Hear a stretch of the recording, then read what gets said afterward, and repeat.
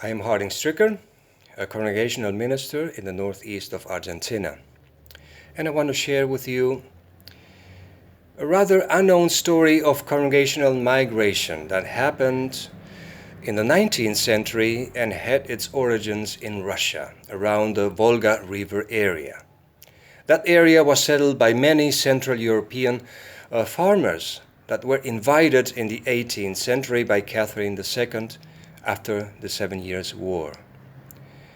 But then, 100 years later, the new Tsar Alexander III ruled that only Orthodox Christians could buy land in Russia. So many had to decide whether to stay and become Orthodox, give up their traditions, their language, or to migrate out of Russia.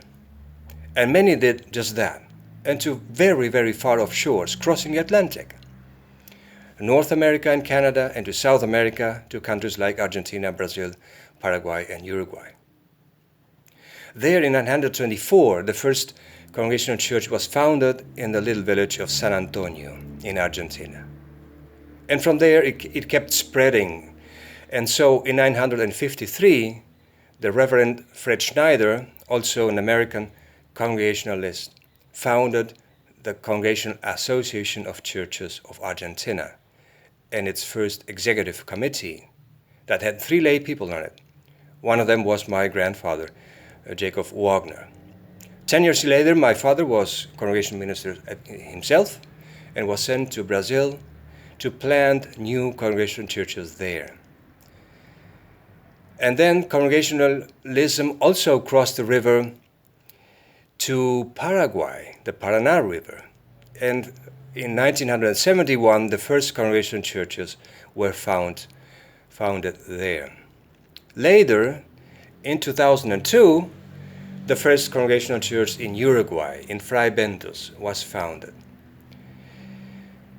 But before all that, even in 1855, there was a Scottish Congregationalist, Robert Kelly, who was a medical doctor too, who went to Rio de Janeiro in Brazil and founded the Fluminense Congregational Church and the Pernambucana Congregational Church that came together and formed the Union of Congregational Evangelical Churches of Brazil. And I had the privilege to visit one of those churches in Rio de Janeiro, in Bento Ribeiro, and they are quite much vivid and thriving churches in that area. So Congregationalism is also in countries like Guyana, which I don't know personally, but I know that there exist many congregations in that country. What did move our ancestors to leave their home countries, to give up everything? It was this looking to be able to express one's own faith and practice it, to hold beliefs and stay to one's beliefs and act accordingly. This freedom. This was like a star shining at night, like the Southern Cross they might have seen when they looked up from their ships crossing the Atlantic, and the main axis of the Southern Cross points to the South Pole, showing the way.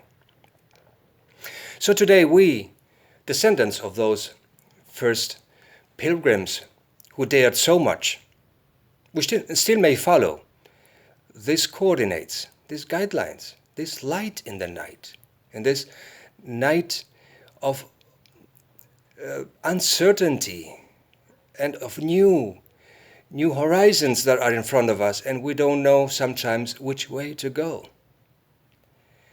This freedom, this looking for freedom of faith and practice, this standing to one's own conscience and be free in one's own conscience under Christ and express what one thinks and stay for the right of anybody else to express what she thinks, what they stay for.